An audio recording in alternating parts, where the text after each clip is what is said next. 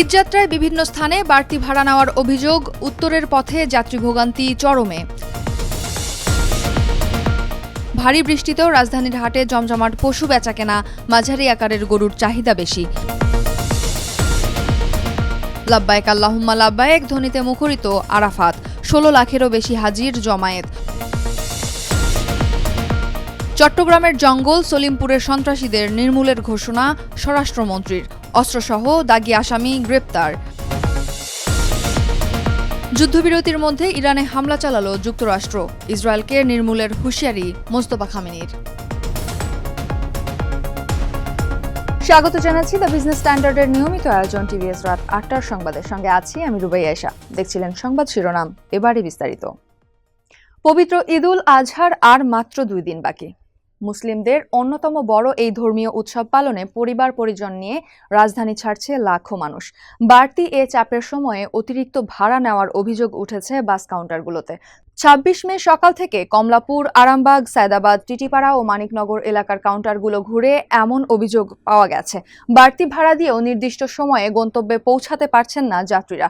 যানজটের কারণে উত্তরের পথে যাত্রীদের ঘণ্টার পর ঘণ্টা কাটছে রাস্তাতেই। ট্রাফিক পুলিশ বলছে, ঢাকা টাঙ্গাইল মহাসড়কে প্রায় ১০ কিলোমিটার এলাকায় যানবাহন চলছে ধীর গতিতে। পুরো দমে জমে উঠেছে রাজধানীর কোরবানির পশুর হাট। ক্রেতা বিক্রেতার ভিড়ে হাটগুলোতে এখন উৎসবের আমেজ। তবে থেমে থেমে বৃষ্টির কারণে কোথাও কোথাও তৈরি হচ্ছে ভোগান্তি। তবু থেমে নেই বেচাকেনা। ছাতা ও পলিথিন মাথায় নিয়েই চলছে দরদাম। এদিকে গাবতলী পশুর হাট ঘুরে দেখা গেছে, সবচেয়ে বেশি বিক্রি হচ্ছে মাঝারি আকারের গরু। বিশেষ করে ১,৩০,০০০ থেকে ২ লাখ টাকার মধ্যে থাকা গরুগুলোর চাহিদা বেশি। আগামীকাল ক্রেতার চাপ আরও বাড়তে পারে বলে আশা করছে হাট কর্তৃপক্ষ। প্রতারণা, অতিরিক্ত দাম হাঁকা ও অস্বাস্থ্যকর পরিবেশ এড়াতে হাটে নিয়মিত টহল দিচ্ছে আইনশৃঙ্খলা বাহিনীর সদস্যরা। পবিত্র হজের মূল কার্যক্রম শুরু হয়েছে সৌদি আরবের আরাফাতের ময়দানে লাখো মুসল্লির সমবেত হওয়ার মধ্য দিয়ে। ফজরের নামাজের আগেই বিশ্বের বিভিন্ন প্রান্ত থেকে আসা ১৬ লাখের বেশি মানুষ অবস্থান নেন আরাফাতের ময়দানে। তাদের কণ্ঠে উচ্চারিত লাব্বাইক আল্লাহুম্মা লাব্বাইক ধ্বনিতে মুখর হয়ে ওঠে আরাফাত প্রান্তর।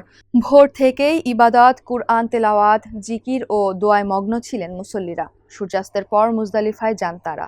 সেখানে খোলা আকাশের নিচে রাত যাপনের পর মিনায় ফিরে শয়তানকে পাথর নিক্ষেপ, পশু কোরবানি ও কাবা শরীফে তাওয়াফ সহ হজের বাকি আনুষ্ঠানিকতা সম্পন্ন করবেন মুসল্লিরা। চট্টগ্রামের জঙ্গল সলিমপুরে র্যাব ক্যাম্পে হামলার ঘটনায় জড়িতদের বিরুদ্ধে কঠোর ব্যবস্থা নেওয়ার হুঁশিয়ারি দিয়েছেন স্বরাষ্ট্রমন্ত্রী সালাউদ্দিন আহমেদ। তিনি বলেছেন, সেখানে সন্ত্রাসীরা যে ঔদ্ধত্য আচরণ করেছে তা নিয়ন্ত্রণ করা হবে খুব কঠোরভাবে। ২৬ মে দুপুরে পুলিশ সদর দপ্তরে সাংবাদিকদের সঙ্গে আলাপকালে এ হুঁশিয়ারি দেন স্বরাষ্ট্রমন্ত্রী। জঙ্গল সলিমপুরের অতীত পরিস্থিতির কথা উল্লেখ করে স্বরাষ্ট্রমন্ত্রী বলেন, জঙ্গল সলিমপুরকে আমরা রাষ্ট্রের ভেতরে রাষ্ট্র হতে দেখেছি। সেটি আমরা আইন শৃঙ্খলা রক্ষাকারী বাহিনীর নিয়ন্ত্রণে আনতে পেরেছি। যৌথ অভিযানে অনেক অস্ত্র জব্দ হয়েছে, গ্রেপ্তার হয়েছেন দাগী আসামিও। ৬ সপ্তাহেরও বেশি সময় ধরে চলা যুদ্ধবিরতির মধ্যেই ইরানের দক্ষিণাঞ্চলে নতুন করে বিমান হামলা চালিয়েছে মার্কিন সামরিক বাহিনী।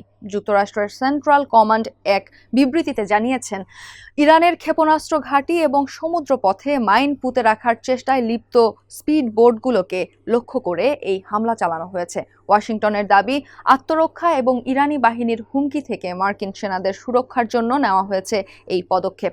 এদিকে ইসরায়েলকে বিপজ্জনক আখ্যা দিয়ে মধ্যপ্রাচ্য থেকে ইহুদিবাদী রাষ্ট্রটিকে নির্মূল করার হুঁশিয়ারি দিয়েছেন ইরানের সর্বোচ্চ নেতা মোস্তফা খামেনি। পবিত্র হজ ও ঈদুল আজহা উপলক্ষে বিশ্ব মুসলিম উম্মার উদ্দেশ্যে দেওয়া বিশেষ বার্তায় তিনি এই হুঁশিয়ারি দেন। দর্শক, এই ছিল টিভিএস রাত ৮টার সংবাদে। এতক্ষণ সাথে থাকার জন্য ধন্যবাদ সবাইকে।